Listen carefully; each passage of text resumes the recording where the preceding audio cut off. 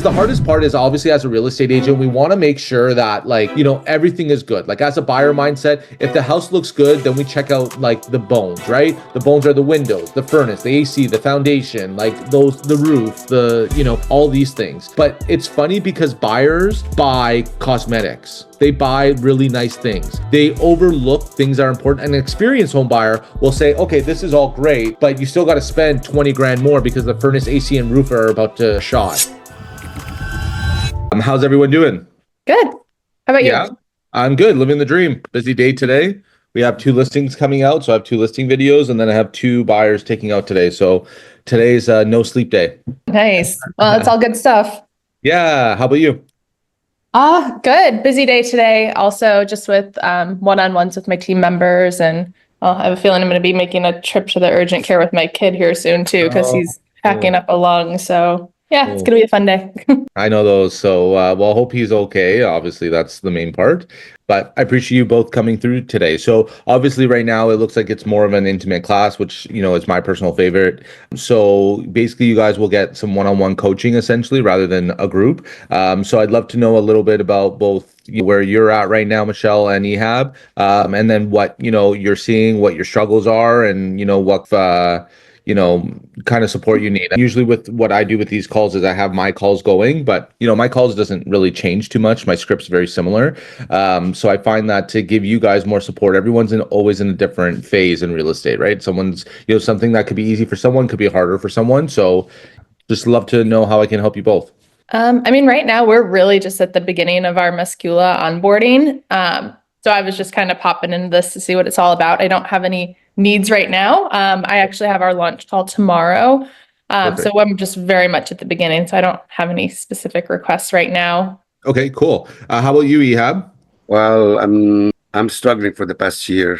No prospects. So Yeah. I think you told me ads. I have to put some ads. And That's the hard part. So obviously in real estate, especially when you're not getting the traction you want in the last couple months or whichever the year, it's hard because obviously real estate's a pay to play sport, right? So if you don't have money, it's just like any business. If you don't have money to get started or get the leads going, then you're more relying on like like the original connection, right? Where you're just meeting people through open houses and all that stuff, which takes time. It still works. I just definitely would recommend getting more leads coming in, scripting, and getting to know your local market a little bit better. So that's my personal opinion. I think that's how I could help you out in there. But I think also you just got to get ads going. But also have to have a really good script.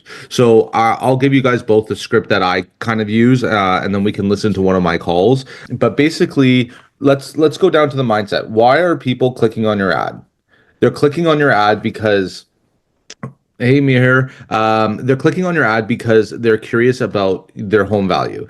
To them, they think a number gets shot out. A number is not going to get shot out automatically. And truthfully, those ones who get shot out automatically are usually wrong anyways. So we have to remember that. So people are going to start asking questions, AI, so just to let you know, Michelle, you have AI whose name is Ashley.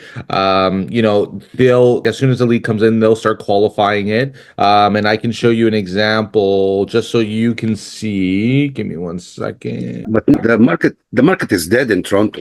Well, okay, so is it slower? Yes. Is it dead? No. Because if you go to Treb, pull up sales, right? If I go to Treb right now, Michelle, where are you out of? So my team's out of San Diego, but I'm actually based in Ohio.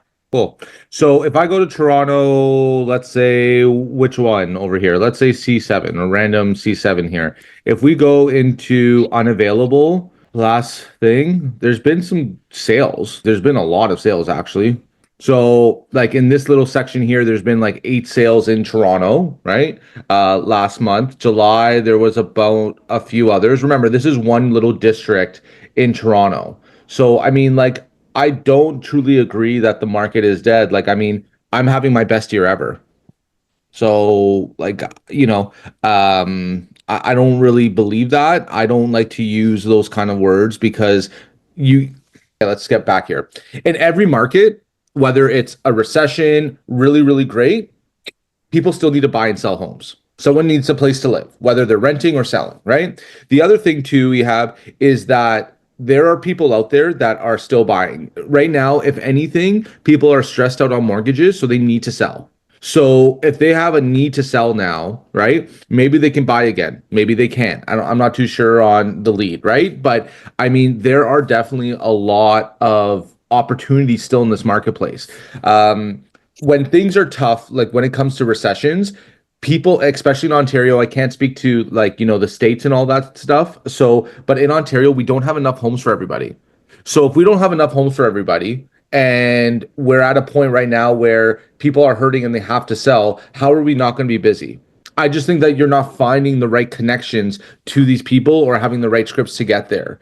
I try to refrain myself through my whole 9 years of real estate to not program that mindset to me, because no matter what, why are there still people crushing it? Like in Toronto right now, let's see, let's go to, I'm going to show you guys something really cool. Do you guys get sent the like top 100 in the area by your brokerage? No. Okay. So Broker's Corner. So look at this. We're in June. Let's go year to date, and I'm going to go to Toronto. Okay. How is someone already at 363 transactions? How is someone else at 340, 349, 326, 230, 260? Even look, like even 20 transactions, there's still so many people. So you need to really reframe that the market's dead, it's not busy, all this kind of bullshit. Because it's busy. You're just not connected.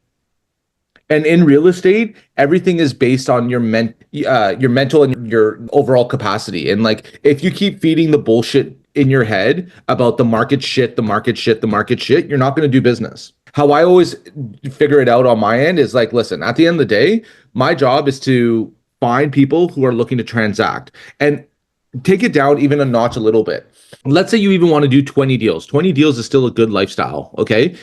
20 deals. So you're telling me in 1 year, you can't find 20 people that want to do a buy and sell with you in 365 days?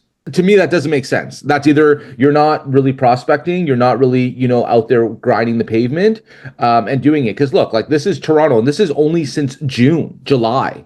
Like, if people are crushing it here, maybe you try reaching out to these agents and trying to ask them what's going on. But all they're going to say is prospecting. The people who do all this are the people that are spending money in ads, going out relentlessly, doing open houses every single weekend, going out cold calling, door knocking, doing all these things to get this. Obviously, the higher ones are on the bigger teams, but still they have leads to share. So I always try to get out of that kind of mindset of the market's not busy. Because if you start saying that, you might as well, it's going to be rocky. Just because like in real estate, every day you wake up, you need to feel really good. And I know I'm going a little bit off here. I'm here, and Michelle, maybe you guys, are not at this place, but I can tell you that everyone has a down day, right? So what my philosophy is when I'm having a really good day, I lead gen more. Okay. And when I'm having a shitty day, I still lead gen a little bit. Or if I don't even want to work, I call a little bit. What does that do? For the true days that you have off, okay, that means you're still ahead. Because I don't know about you guys, but I know for myself, if I take a day off, especially when I'm in that grinding season, I feel bad. I feel like, oh, I'm wasting opportunity. There's other things that I'm not doing. But you know what? Everyone needs a day off. And trust me, I was someone working 7 days a week for over years in real estate.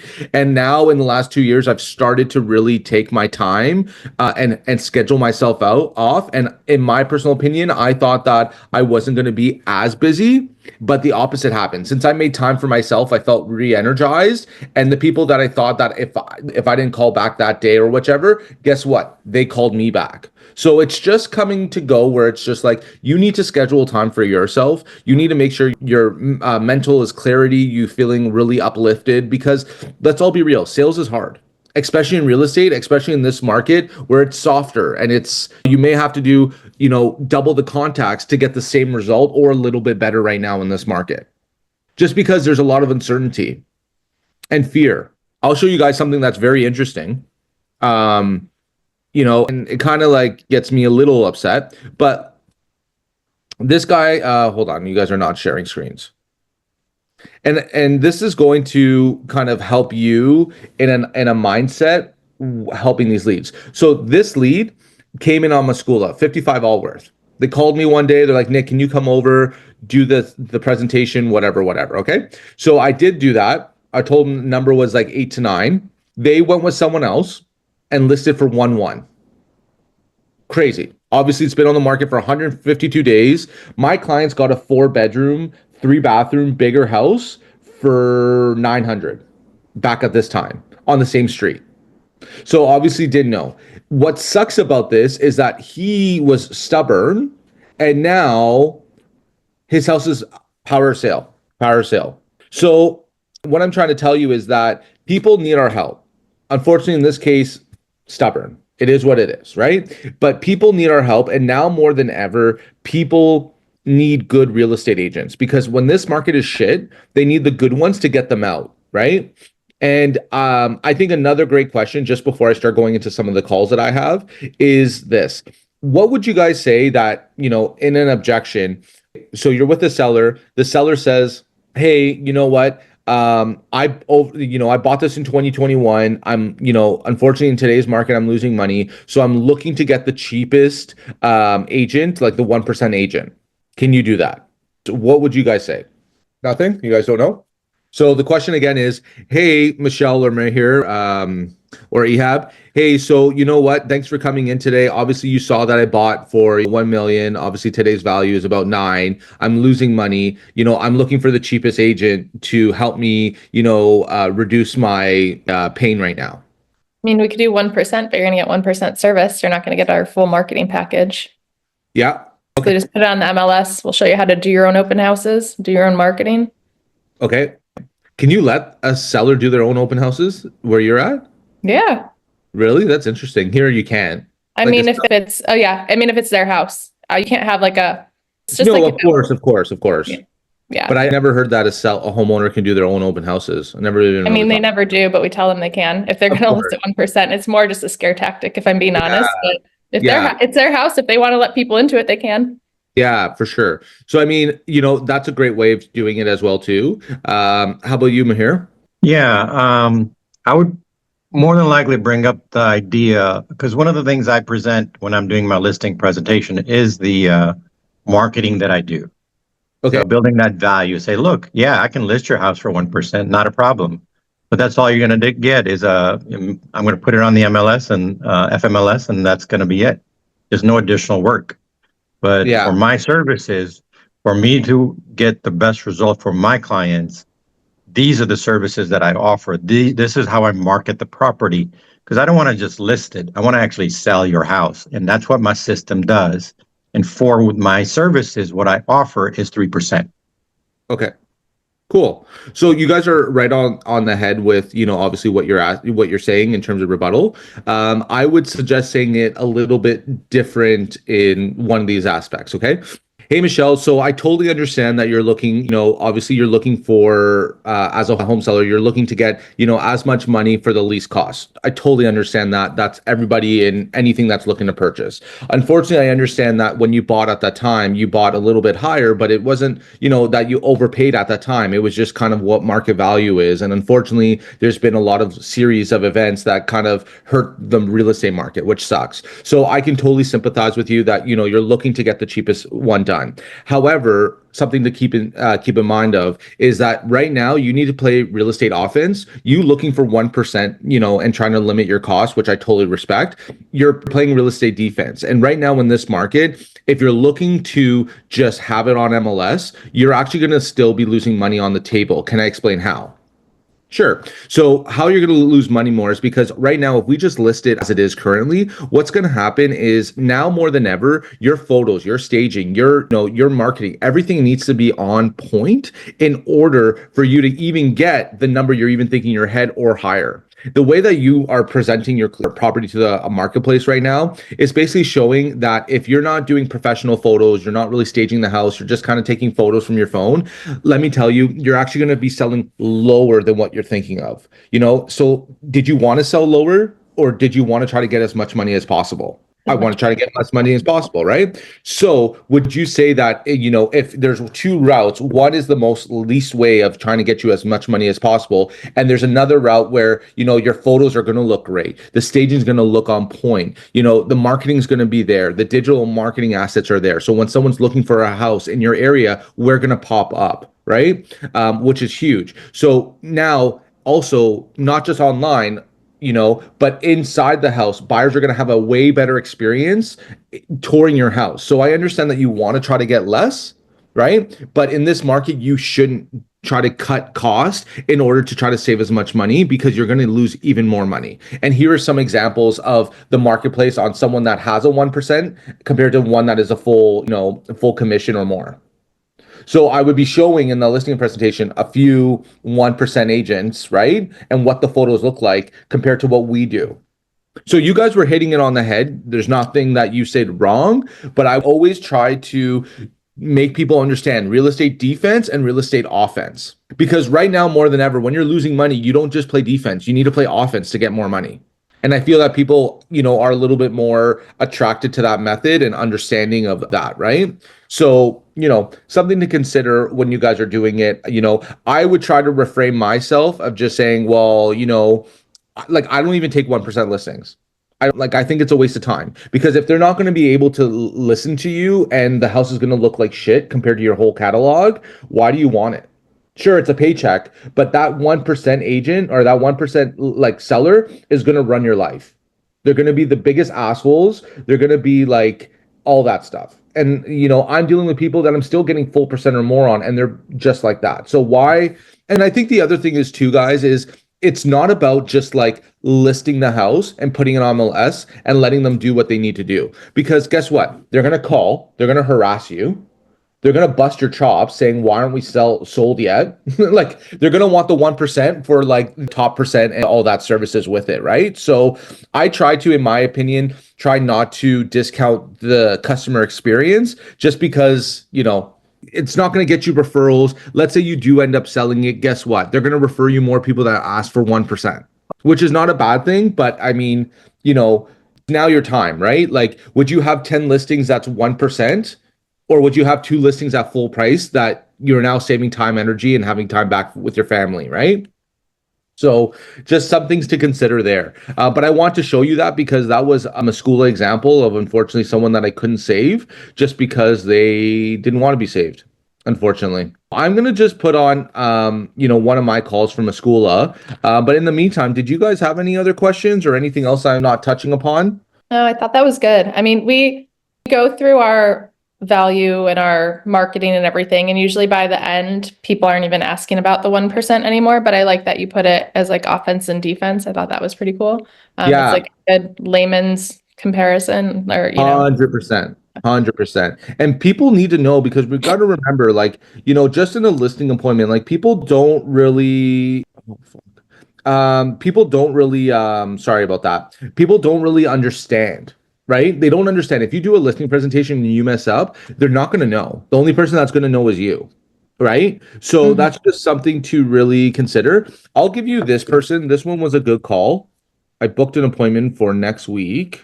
Sorry, guys. I don't have 2 screens on right now, so that's always a fun time. Let me share my screen. So let's go from here. Okay. Hello. Hey, Tamara, how are you? Can you guys hear the call? You guys, yeah? Okay, perfect. How are you? I'm fine. How are you? I'm good, living the dream, can't complain. How about you? Well, our power's out, so that's not good. But Oh no, by Bonnie Castle, where you guys are? yes, yeah. So Hydro One sent a message that they're working on it and they'll have it restored in I don't know, maybe. Yeah, So- that's annoying. I live in Bowmanville myself, so that's why I said that. Because my power's not out. annoying. It is, right? So, okay, first off, I'm just shooting the shit. That's usually how I do my calls. So how you guys are going to see the structure is usually, you have to be authentic to yourself, right? For me, I'm a jokester. I'm pretty chill. So I always lead with living the dream. How you doing? Try to get a quick little laugh. From there, once I know they're laughing or they're engaged, then I know I have a quick moment of their time. Right now, this one's a little different. She's telling me her power is off. So instead of going right to the stuff, I'm just kind of, building that relationship a little bit, talking to her a bit. And then from there, I start going over a few things about finding the listing, things that I found. This person has been in the house for a very long time, so there wasn't much information on there on the MLS system. But I go over the information I find, ask her about any renos and stuff that she does, and then kind of open it up from there. Give her some education, and then ask for the trial close, and then try to book the in-person appointment.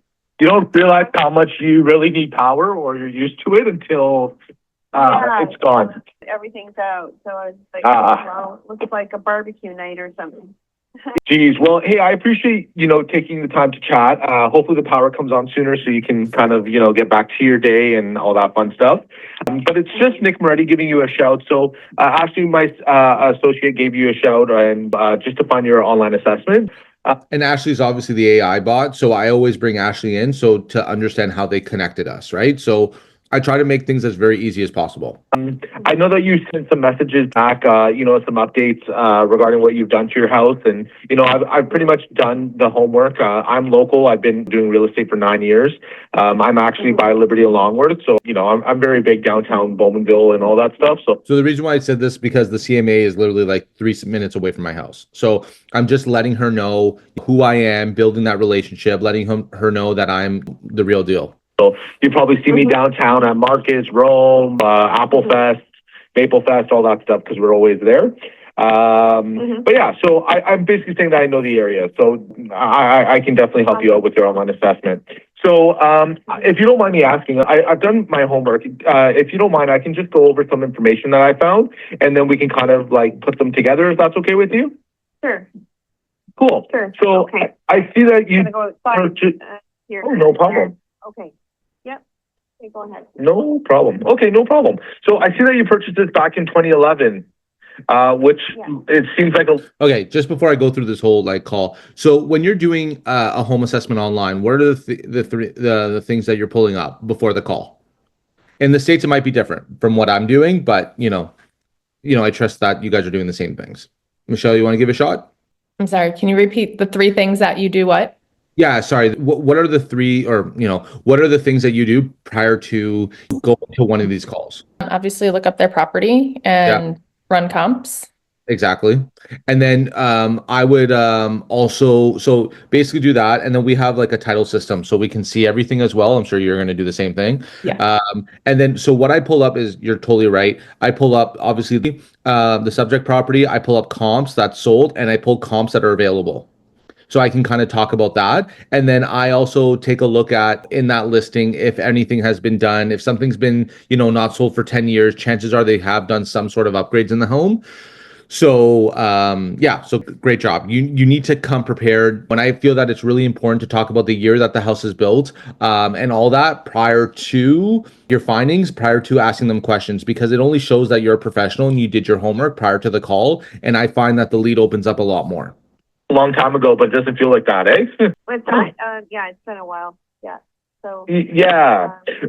Obviously this lead sounded hard because she's not really engaging with me correctly. She's clearly doing 5 things at once. So that's always hard to maintain that same focus, but just, you got to keep going. Yeah. So, like I said, I've only lived here for about 6 years, but time flew by for me. So I can't imagine it being in 2011, how fast time flew by for you too, But I see that, I see that it's a 3-bedroom, 2-bathroom home. It's linked underground through the foundation, which most of Bowmanville is anyways, or Clarington. So that's totally cool.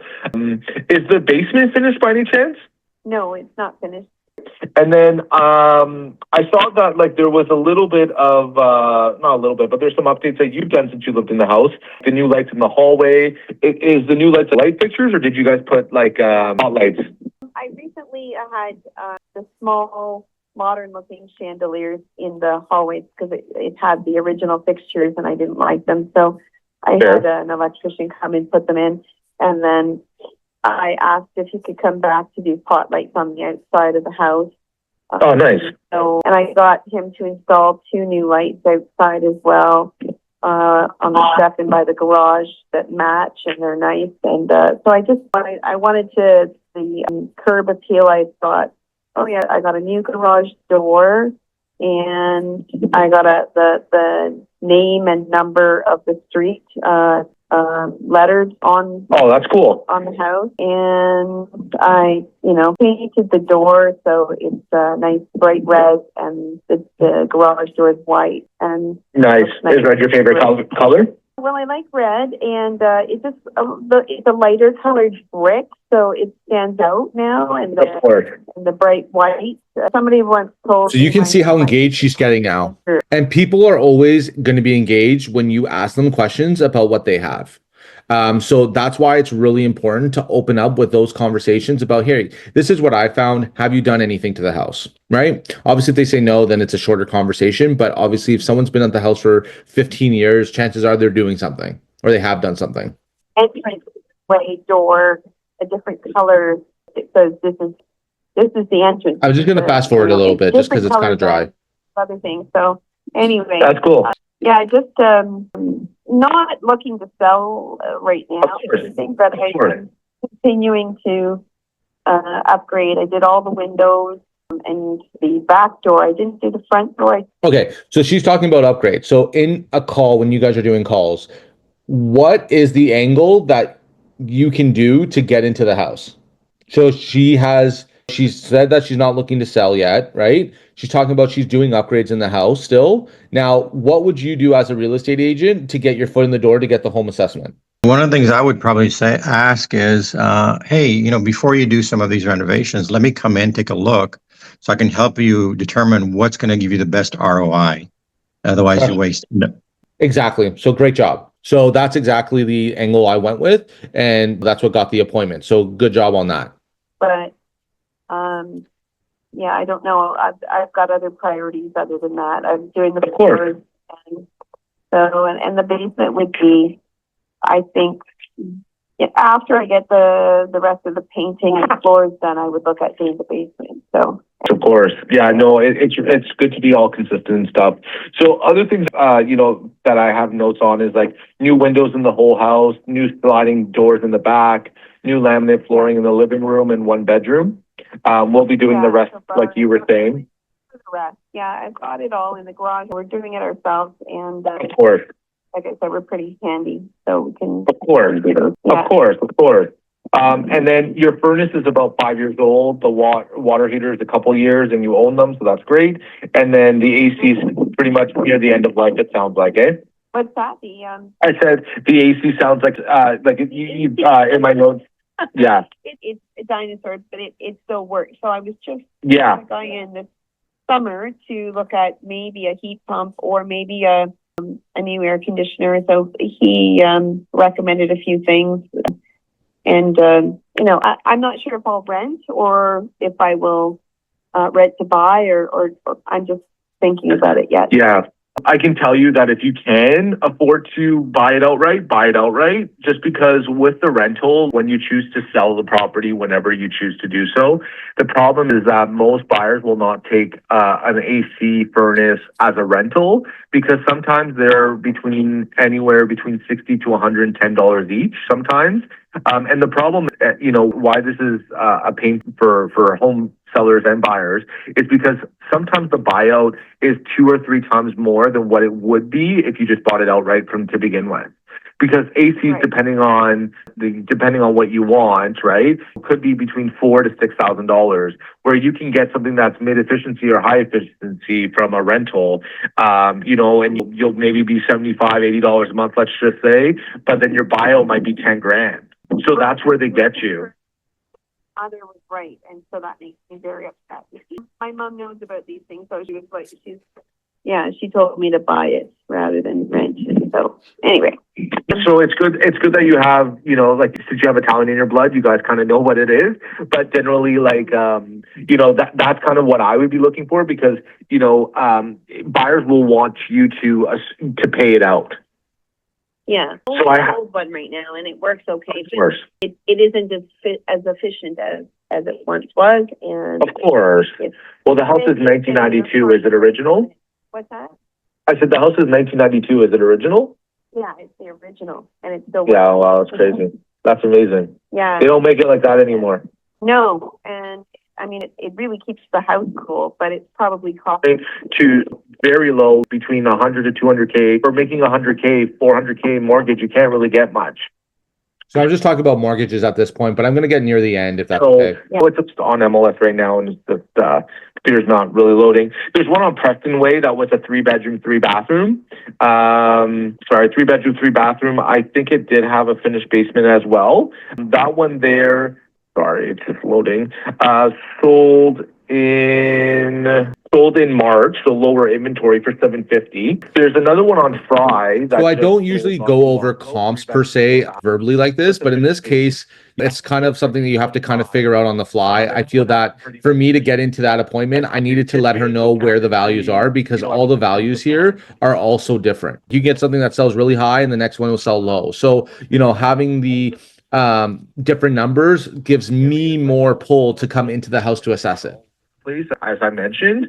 So, I mean, I don't know if you'd be open to it. Like I said, I know that you're in that information stage, and it might make more sense for you since you are doing some rentals on what would be the best ROI to get back on your funds to kind of help you. So just like what Mahir whatever said. your plan is in the future, whenever time comes. But I think for me to give you a better a better realistic assessment is, I don't know if you'd be open to it, but I'd love to take a tour. I'm local anyway, so it's no sweat off my back. But at least I can kind of showcase the comps that I'm talking about, take a tour of your home, show you so I can see the experience and then tell you where to spend the money to get your money back or more on. Because I think that would help. I'm in the midst of getting a puppy, and that. Oh, nice.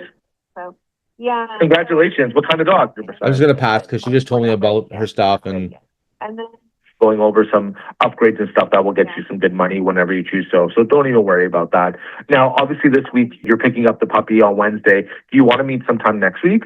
Yeah, the thing is, I'm a teacher and I'm back in the school. Oh, nice. There tomorrow, setting up classroom, and then we have I'm going to get the puppy on Wednesday. We have our mandatory meetings on Thursday, and then next week I'm preparing for a seminar the following weekend. So I could meet, but I think it's going to be super busy. It's always one of our busiest times of year. Of course. Do you want to book something 2 weeks in advance, and I can touch base with you once? So obviously she's telling me she's busy. No problem. Let's go out a little bit longer, and then I'll touch base with her before she I goes, understand. right? My wife was a teacher. Yeah, I get it. Give me some time to get accustomed to going back to work and then Of new course. dog, and I'm just a little overwhelmed right now. Of course. And yeah, I'm not here to keep pushing that, so don't even worry.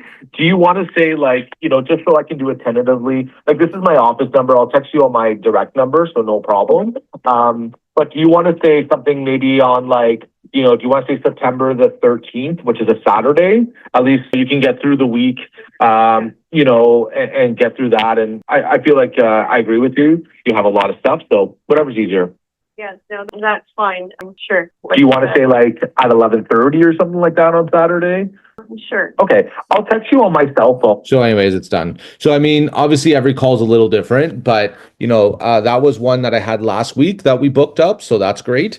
Obviously I went through that call a little bit because, as you know, when you're making these calls, sometimes you're just shooting the shit with people and it takes time, right, to get to where you need to go. But any wins on that call, anything that you guys want to adopt, anything at all? Or what did you guys learn from that call, or anything? Good, bad? You guys can just talk right now, and so don't even worry about it. Now, I felt like you were very conversational and listening to her and responding, but still guiding her along the way. Right. So thanks so much. So that's why it's really important to have a script, because I could be, super lit and I could still close these sales because it's so embedded in like where my internal script is, right? So, I think a script that would work well for everybody is obviously introing, right? Saying, hey, it's Nick Moretti or whoever. I just want to thank you so much for taking the moment to find your online assessment. That's huge, right? Because you're thanking them for their time. I just want to let you know that this is not a sales call right off the bat. because when you're letting them know these kind of things, pressure's off, right? Because you want pressure off to get the real stuff. So, hey, I understand that you're not looking to sell right away or anything like that. My job is just to find your online assessment. Like I said, this is not a sales call. It's just me helping you find your online assessment, and helping me find out, if you've done any stuff to the house that we can push this online assessment as high as possible. Does that sound good? Great.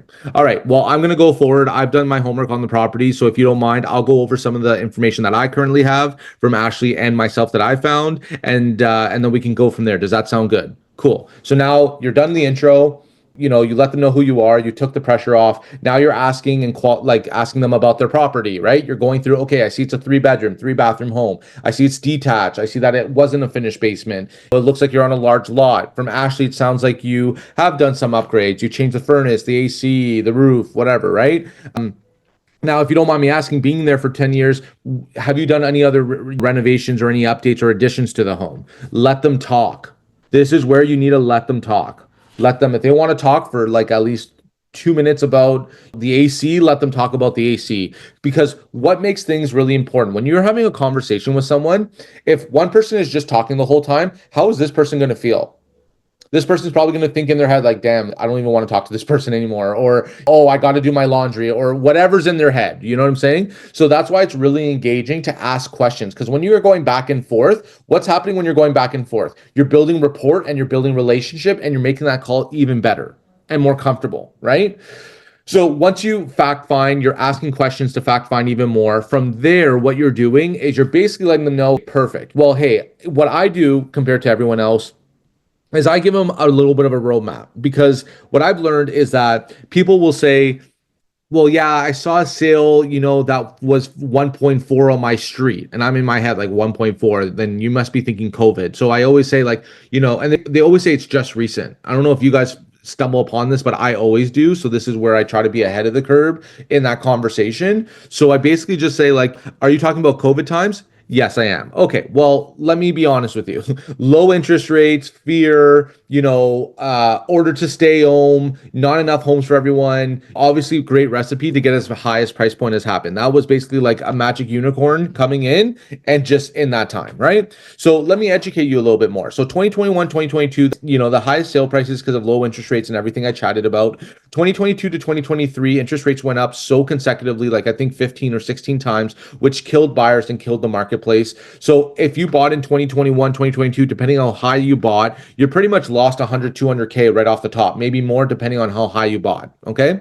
So 2023, low year. 2024 was a little bit more of getting a little bit more comfortable in real estate, a little bit better sales, but still in recovery. So a little bit better price points. 2025 started, at the end of the year, 2024 started out strong. And then come to 2025, because of our best friend Trump, a lot of things have now slowed down, uncertainty. So this market in 2025 is a little bit lower than where we are. And believe it or not, when I look at the stats, we're basically just ahead of 2021 right now in average price. So obviously we're not getting that big boom in 2022, but we're higher than where we are in 2021 in our area. So, this is kind of where the market is. Obviously, all the sales are all over the place, right? You get one that sells really high, one sells really low, and then, they're the same property, but you don't understand why it's selling differently. So what I think would be a really good opportunity, because it sounds like, and especially this is the pull, if you have someone that's done upgrades in the house. This is the script that you use.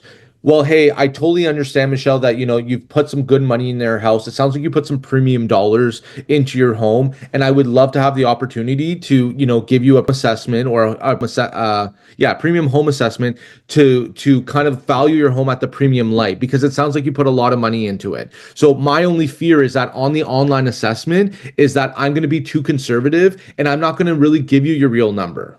Do you know what I'm saying? That's my fear, because, just like the doctor needs to see the patient, the mechanic needs to see the car, the real estate agent needs to see the house. You can tell me all the symptoms you have and all the great things, but until I come in to assess it, then I can tell you the real number where it's at. You know what I mean? And obviously you put a lot of time, effort, and money into your house. So wouldn't you want to know if you were sitting on an extra 50 or 100K more? Wouldn't me coming in and giving you that opportunity and letting you know where you stand, wouldn't that be enough value for you? Yes. You're going to close it. Another version of that script is if they're kind of oh, I'm not too sure. this is the next script that you say. Well, let me ask you something, here. Let me ask you a question. Do you have investments? Yes, which is great, right? Now, if you don't mind me asking, do you check your investments daily or once a week? Once a week. Right? So since you've been in this house for 5 years, it doesn't sound like, based on our conversation, you haven't had a home assessment in 5 years. So as an investment standpoint, don't you want to know where you stand? Yeah, that makes sense. Right? And another variation is like, you check your investments all day long. Why wouldn't you want to know your biggest asset and how much money you are? And if they're like, they're on the fence, this is the next line that you need to say if you haven't said it yet. But hey, Mahir, let me ask you a question. If I came in and I quoted you 50 to 100K or a little bit more higher, wouldn't that be something of value that you would want to know as a homeowner? That you're sitting absolutely. for money? Okay. So when are you available? Thursday. Exactly. So that's pretty much it. What I'm really good at is I'm good with my scripts and I'm good at objection handling. Being Italian, I don't take no as an answer, which is a good and a bad thing.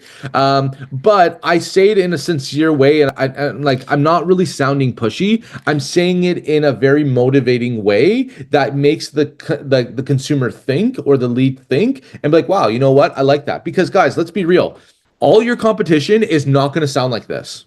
Everyone's going to sound, hey, are you buying and selling? Oh, well, are you buying and selling?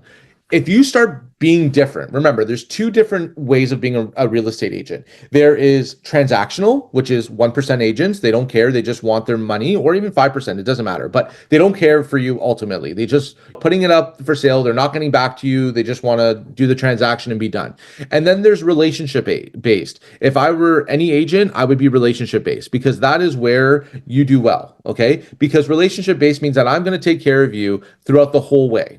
And if you have friends that you bring to me, I'm going to take care of them just like I'm going to take care of you. Right? So, this is the other thing. I've seen agents that are just transactional. Guess what they have to do every single day? They have to call every single day. And if they don't do their numbers, they're not going to make less money, because guess what? They don't really give a shit about people. Right? If they're not making their calls and they're not doing their transactions, it's very low chance that they're going to get referrals. Right? They might not even get repeat business. Now, if you're relationship based and you know that there's problems, or you know that it's hard, or maybe something in the transaction happened, maybe you spoil them a little bit more, when that stuff happens. Maybe, hey, I'll get you a gift card to the Keg, go out for dinner. I know this was stressful. We got through it, but you know what? I just want to thank you for believing in me. And, I'm sorry that you went through that, but I do want to let you know we put out the fire, and I know you guys been putting a lot of work and been stressing about a lot of things. So let me take care of you. Go out for dinner tonight. You know what I mean? Those are relationship based. People are going to talk about what your agent does. I built, and just like everyone here, right? I built a very good database that is working itself, that's sending me referrals.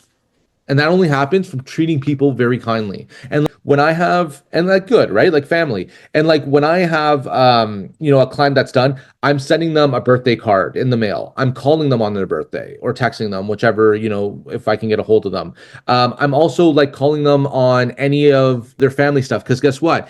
If you are a real estate agent, you better have your clients on social media, because now you're seeing more and more, and now you're top of mind on everything.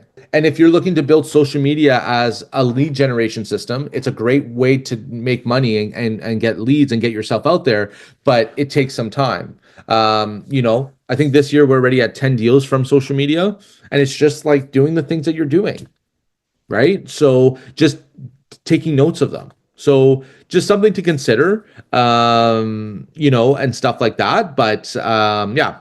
So I can talk a million different ways about everything, but I won't want to bore you guys, because maybe you know this, maybe you don't. But is there any other questions or any other advice or objections that you're facing, or anything at all that I can help you with so you can be even more successful this week? I've got one. I had to actually book an appointment for me, phone appointment. And I called. Obviously, on the recording, the lead seller sounded very interested in getting a valuation. When I called, he said, nope, not interested. Okay. And instead of keeping my cool and responding to it and asking more questions, I said, okay, I froze. Yeah, I hear you. Sometimes it's just weird, right? Because it's weird when you hear the recording and you're going to there. So a few things that I would say, obviously try to keep your cool. Depending on what the day is, you're probably like, thank you anyways, right? Like, because sometimes you're exhausted, right? But basically, few variations. Number one is, hey Mahir, you know what? Thanks for giving me an update. However, I did speak to Ashley, and it sounded like you were very interested to finding the home evaluation. If you don't mind me asking, what changed? Right? Just what's changed? If they say, sorry, I just have my photography. Sorry.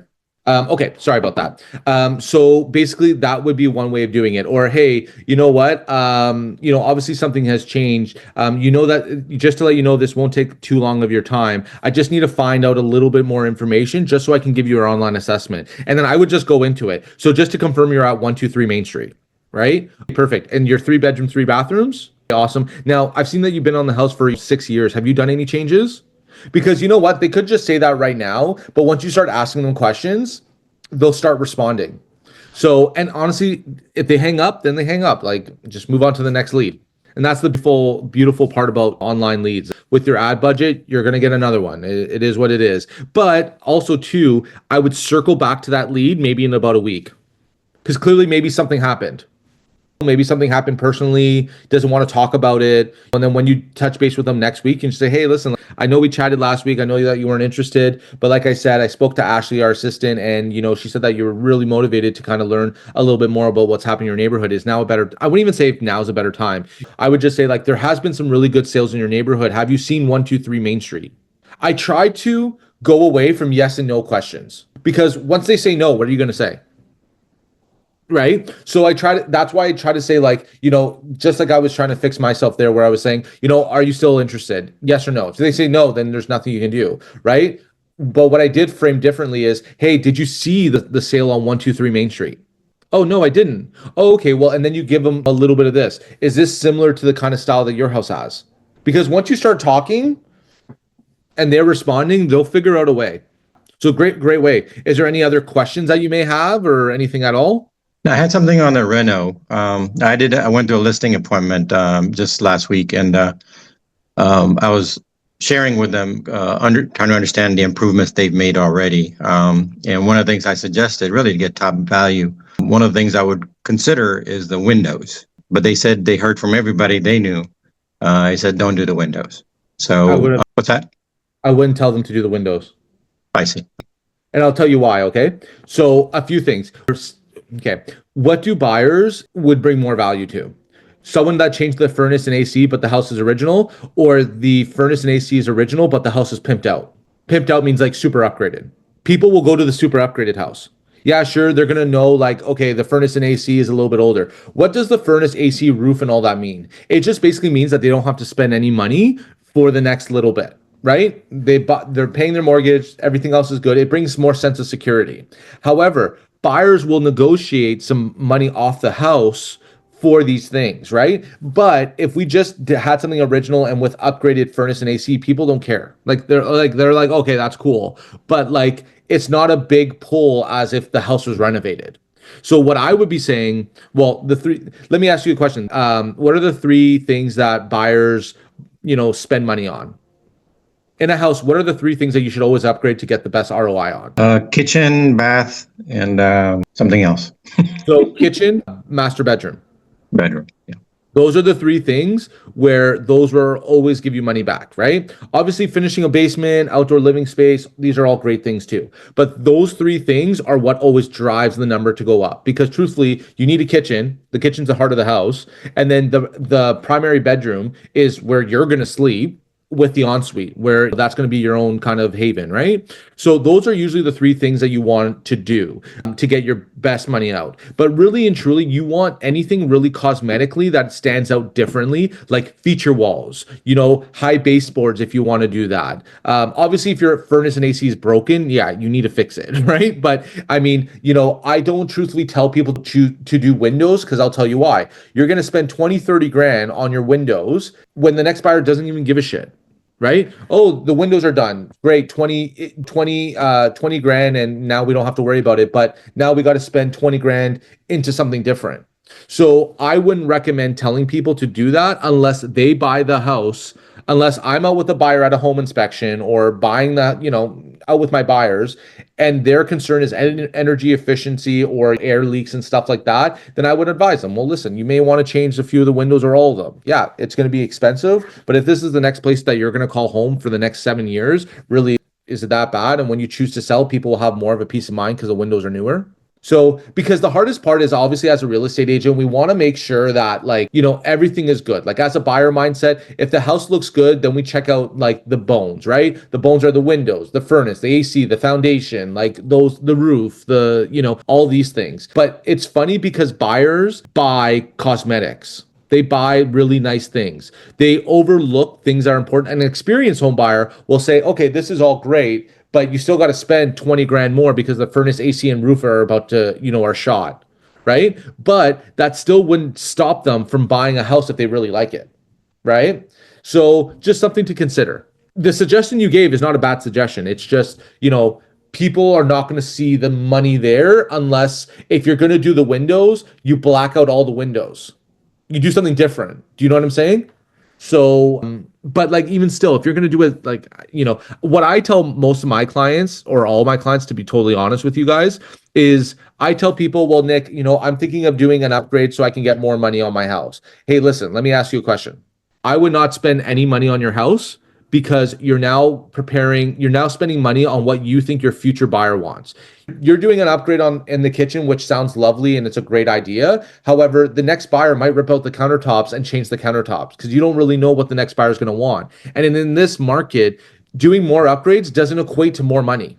So what I would suggest to you is that I would leave the house as is, fix any minor repairs or whichever. And then the next thing I would do is I would spend all that money you want to do on your next house, because your next house is where you're going to stay for the next 5-10 years. And then you can enjoy the money that you're spending, right? So that's what I say to all my clients because it makes sense.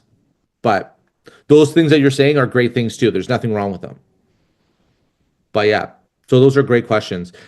Michelle or, Mahir, Ehab, do you guys have any other questions before we end today's class? No, I thought that was great. Thank you.